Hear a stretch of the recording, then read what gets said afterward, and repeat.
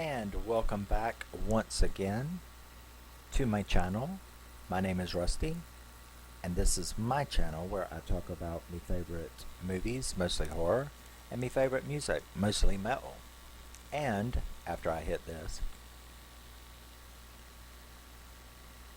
tonight we are going to talk about one of my top 20 slashers of all time, and that is 10 to Midnight.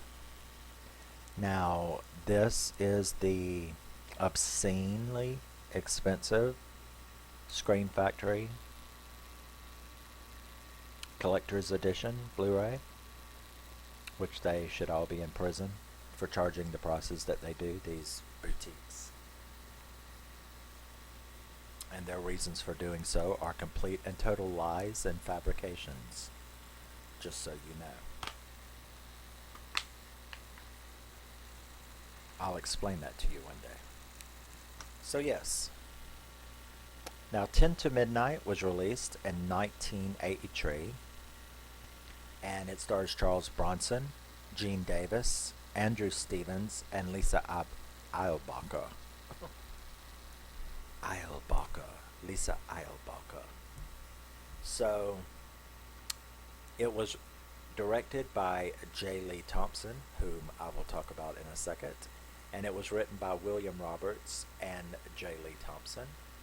Now, J. Lee Thompson, if you don't know who that is, was fresh off the heels of making another one of my top 20 slashers of all time, and that is Melissa Sue Anderson in Happy Birthday to Me. So he was fresh off the heels of doing that movie. Heels? Heels. He was fresh off the heels of doing Happy Birthday to Me, one of my top 20 slashers, when he was brought in to do this slasher, 10 to Midnight. Now, this is where he met Charles Bronson. J. Lee Thompson and Charles Bronson became very good friends during the making of this. Charles loved him, loved working with him, and J. Lee loved Charles Bronson. Who doesn't? Who wouldn't? He is a fantastic individual, a lot different than his on-screen persona. He was a wonderful, progressive, soft-spoken, very nice person. But this is where he met Charles Bronson. They did 4 or 5 other movies together. J. Lee Thompson was responsible for directing Murphy's Law, Messenger of Death, Death Wish 4. So him and Charles Bronson worked together a lot. And yeah, so let's do this thing. Let's do the damn thing. Now, 10 to Midnight starts off by introducing you to Detective Leo Tesler. Leo Tesler is played by Charles Bronson, and they are investigating a serial killer who has been murdering young girls of the college age, early 20s. And we are introduced to him, and right after that, after we learn that he's a detective at the police station involving, investigating a serial killer, we are then introduced to Warren Stacy. Warren Stacy is our killer. They don't hide that. He is played by Gene Davis, who is also in another of my... Everything's connected. He's also in another of my top 20 slashers of all time, and that is Cruising with Al Pacino. Gene Davis is also in that, but he doesn't play a bad guy in it. He's the bad guy in this. So, we see Warren Stacy following around this blonde-headed girl. And we then see him getting dressed, doing like a scene from Saturday Night Live. It's that scene in Saturday Night Saturday Night Live? Saturday Night Fever. The scene in Saturday Night Fever where John Travolta is getting dressed in his bedroom in his undies, his Speedos. It's the exact same scene. Warren Stacy is getting dressed, and like he's going to go out. We also see that he's flicking around a butterfly switchblade knife. So we see Warren Stacy go to a theater where he comes on to a couple of girls outside, really obnoxiously, goes in and sits by them and harasses them a little bit. In the meantime, we're kind of seeing flashbacks. Little flashbacks are being put in there, where we're seeing him mess with that blonde-haired girl in what looks like an office setting, like in the break room of an office, and getting rebuffed. So he's in this movie theater and he aggravates these two chicks. Then we see him get up, move to a different seat because they get up and move to a different seat. And he gets up and goes to the bathroom where we see him put on latex gloves, open the window, and leave. And you're kind of thinking, well, that's pretty fucking smart. Was he setting up an alibi? And so he goes, and we have this absolutely brutal kill scene in a park where he finds this girl Betty and her boyfriend making out in a truck, and nothing is hidden. This is probably I can't think of another slasher that has this much nudity in it. This movie is nudity from beginning to end. There is a lot of nudity in this movie. So Warren Stacy, he sees them broad daylight in this park where they're engaged in sex in the back of the van.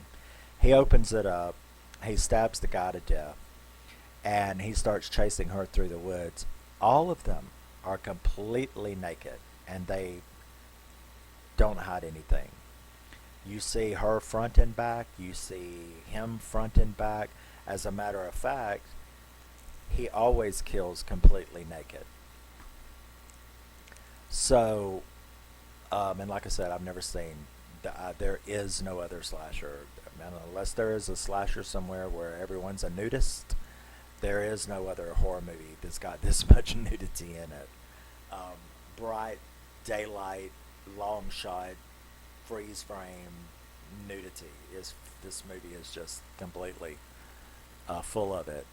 So we have this really horrible kill scene. They find the bodies, and that is where we're introduced to Paul, who is Andrew Stevens' character. Andrew Stevens' character, Paul, he comes in as Leo's partner in this investigation of this serial killer. So they begin to talk about it. We get to learn about Paul. We get to learn more about Leo. We find out that Leo has a daughter. When he finds out who this victim is, he realizes that when they were younger, her and his daughter were friends. He's the one that's got to go tell the parents, and he knows them. So he has to go and break the news that their daughter has been butchered in the woods. So it's kind of already gotten personal for him. We are introduced to his daughter at the funeral, where Warren Stacy is actually at the funeral listening, right? And he finds out through the conversation that that's Leo's daughter. He also finds out Lori is her name. He also finds out that Betty was notorious for being very meticulous about her diary. Everybody that bothered her, everyone she dated, every incident, and stuff like that. So Warren Stacy ends up going and breaking into her apartment. Now, Leo and Paul had been there earlier and interviewed the roommate, Karen, whom we had also seen works in an office. where Betty had worked. And Warren also works in that office. So we, as the viewer, get to see the connection between these people. So Betty and Karen are roommates, but they both work at this office, and he is a typewriter repairman. So he works in a secretarial pool at an office repairing the typewriters. So that's how he's meet his victims so far. There's been others, but I mean the ones that they've showed. So he goes to break in and get this diary because he thinks it might have something about him in it. So while he's in there, though, Karen comes back from the funeral, and we have another kill scene in which he ends up killing her. He does break in after he's killed her. He breaks in and finds where she keeps, where Betty kept her diary, only it's gone because Leo and Paul had already gotten it when they interviewed Karen earlier. So Leo and Paul show up at Warren's house, at his apartment, questioning him about why he was in the diary. They learn he worked at the office. Leo immediately starts suspecting him, even though there's no real reason. So this causes Leo to really start focusing in on Warren. He starts kind of like harassing him. Once they had looked at that diary, he even brings him in, gets a little too confrontational, accuses him because while they were talking to him, they found a sex toy in Warren Stacy's bathroom. Leo had found the sex toys in there. So he brought that up and embarrassed him at the confrontation, at the questioning. So what he didn't realize, though, was that this dude really is crazy. He's not like, your average killer. He's a psychopath. And you have now made him focus on you. More importantly, on your fucking daughter. Yeah. Okay. So, this causes him to... They have to let him go, of course, because remember, that theater alibi was perfect. Because after he had killed Betty, he came back, climbed in the theater, the window, and was sitting right where he was when the movie ended. Butch Cassidy and the Sundance Kid. So when it had ended, he was there. He aggravated those girls. When the movie was over, he had went and murdered, come back. They got up. He's still sitting there. So he's got an ironclad witness alibi. That's why he harassed them so much, because he wanted them to remember him. So that was kind of really smart, So they couldn't hold him because of that alibi. And we learn more about Lori now. Lori is a nursing student. She lives in a dormitory room with 3 other nursing students. So it's like a big apartment, an apartment dorm, large enough for 4 people to live in. So that was her 3. She lives in there with 3 roommates. And of course now, because Leo has pissed Stacy off, Warren starts harassing Lori, calling her, talking dirty on the phone, which was something that Karen had told Leo about Betty, that Betty had been being called by someone who was harassing her in a Spanish accent. So when Lori starts getting these dirty phone calls with someone with a Spanish accent, he knows that this killer is after his daughter. And that causes them to start staying closer to her, especially Paul, because they actually like each other, Paul and Lori. and they start, hanging out. He even goes to a party that she throws, and there is a hilarious scene in that party with even more nudity. Um, but there is a hilarious scene at that party, so prepare for that. Um, so they really think that he's after Lori.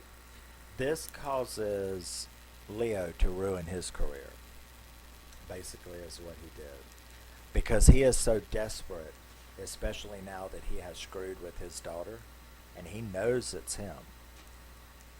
Um, he actually does a naughty, naughty, naughty thing. He goes in there, gets blood from the evidence, and plants it on Warren's clothes. Finds a reason to search his house again. Gets the chief to sign off on it by doing a voice analysis of the phone calls. So they're going to be able to charge him with harassing phone calls, which allows them to search his house. This allowed Leo to place blood on his clothes. Now Warren ain't taking that shit because Warren is a psycho. And Warren knows he's a good psycho. And he's planned all of this out way too meticulously. Also remember, he murders people naked. I'm talking as the day he was born. There's no way there could be blood on his clothes because he's never wearing any. It's a total Lizzie Borden thing, right? So Warren knows that this detective has set him up. There's no way it can't be a setup. Now, he of course can't tell his lawyer, hey dude, this is a setup because I killed the bitch, but I killed them all naked. So there can't be no blood on my clothes. So it's not like he can tell his lawyer that, but he still insists that it's a setup, and his lawyer, that's his job, is like, okay, we'll go with that. It's a setup.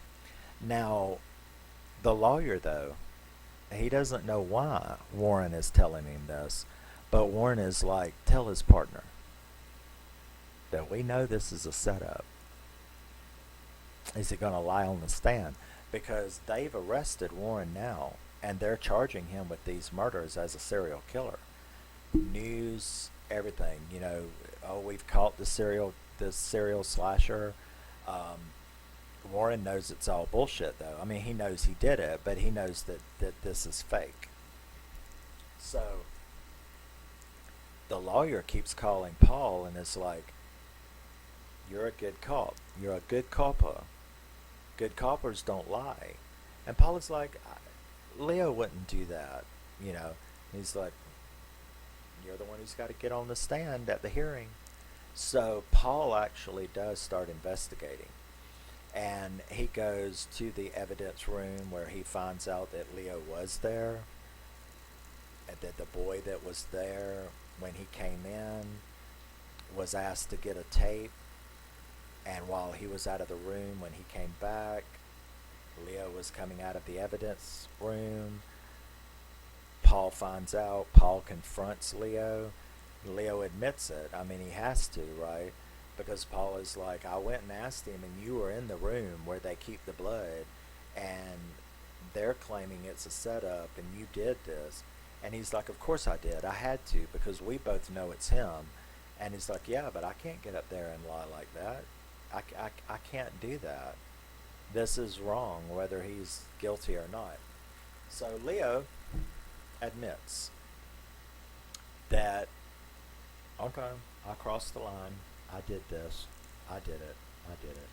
So he goes into the hearing while the damned prosecutor is making his opening statement, and calls him over and has to tell him, look, our evidence is shit. I planted that blood on his clothes.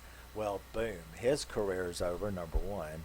And number two, they have to dismiss all charges right then and there. Fucking Warren Stacy walks free, and he is not happy. He's not going to let that shit slide. So he starts calling Leo and is like, I know what you did, and now you're going to pay for it. He'd have been a lot better if he'd have just went on a psycho way, but psychos can't do that, can they? So Leo is like, okay, now him and Paul's still on the force. Leo, of course, is not. You're not going to remain a cop. I mean, once you get caught anyway. So he ends up like, they're really watching her in her dormitory because they know Warren.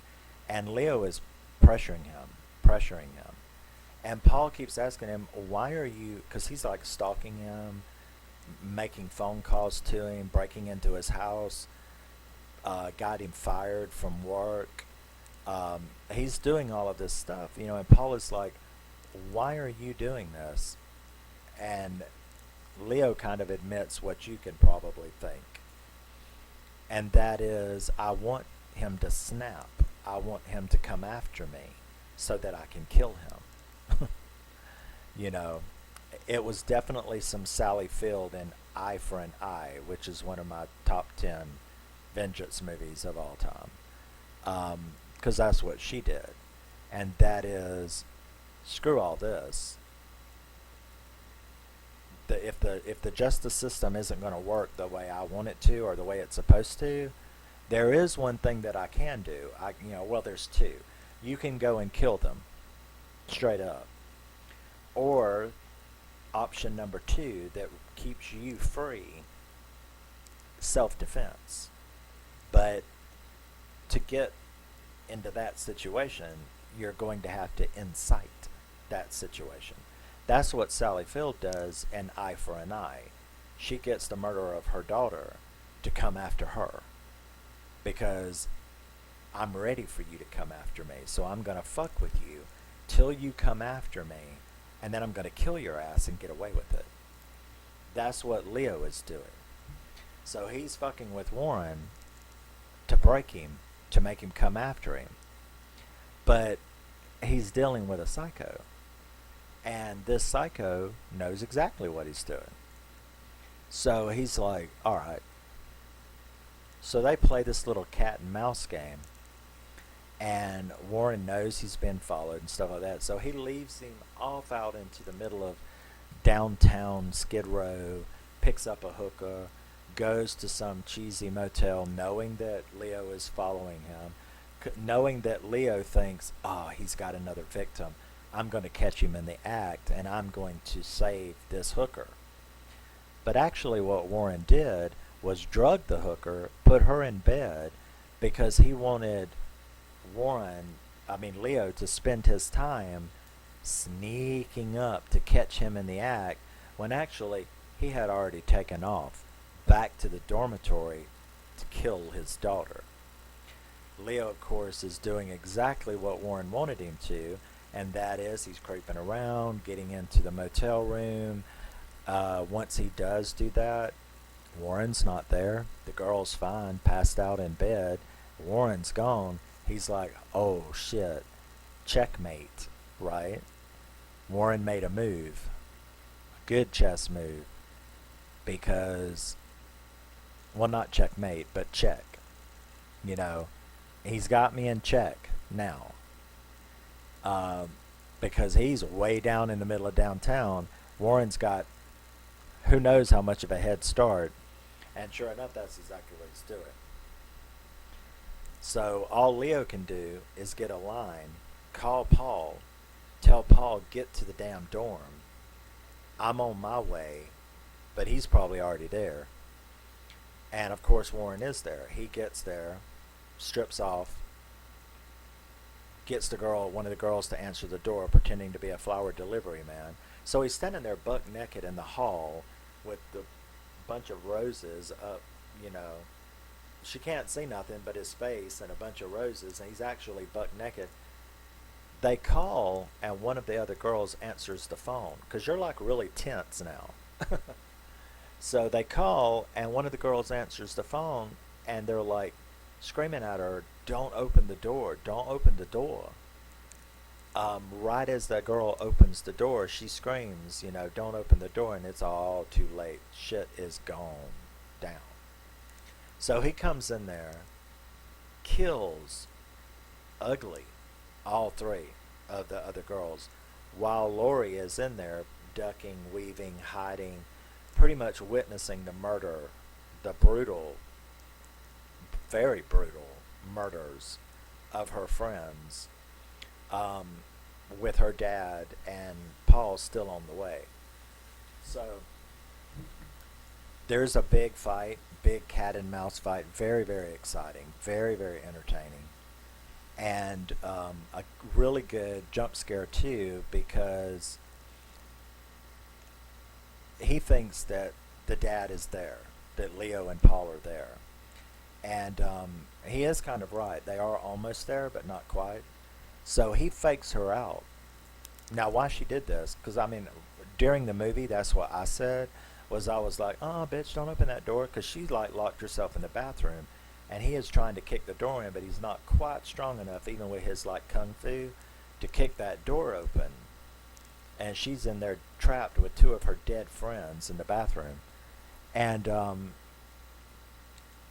so he knows that time is really short, that Leo and Paul are fisting to be there. So he gives up and supposedly leaves. Now, what I said at that moment was, I ain't coming out that bathroom till my daddy knocks that door down. You know what I mean? But no, no, no. She thinks he's gone, so she comes out. He's not. Shit goes round and round again. And Leo's coming up the stairs. She manages to get away, and she's running. Leo's coming. Warren jumps out the window. Leo gets there to the room. Thank goodness he doesn't find his daughter, because he finds all the other her three dead friends. So he goes running. So now you have a like 3-person chase. She's running, Warren's running after her, and Leo's running after them. And so it's run, run, run. Very, very tense, exciting. Your blood is pumping. And all of a sudden she rounds a corner and right into the arms of her daddy, Leo, because he had came out and went around the other way of the block where they were running. And there he is. Bunch of cop cars pull up. Warren is standing there buck naked in the middle of the road with a helicopter spotlight on him. Paul shows up, gets out the car. Now Warren is like screaming at him, you know, like, that's okay. You know, you can't shoot me. Arrest me. I'm sick. I hear voices. You can't do nothing to me. They'll just put me away for a while, and then I'll get out, and I'll come back for you. You know what I mean? So he's like screaming at Leo that you can't do nothing because I'm sick. I'm sick. Big statement on the justice system. And what would you expect our Charlie to do? Charlie's like, no, you won't. And he blows his fucking brains out. And you're like, yes. There you go. And that's it. The movie's over. So, yes, 10 to Midnight, 1983. Everything about this movie is absolutely perfect. It is complete and total 80s slasher mixed with, it's a nice mix of the crime drama, or not crime drama, crime thriller with extreme slasher. Like I said, the director had just made Happy Birthday to Me when he then made this. It was either right after it. Well, this came out in 83, and Happy Birthday to Me came out in 81. So I don't know if there was a movie between the two, or if this was directly after it. But he was definitely our slasher. He was definitely in a slasher mood.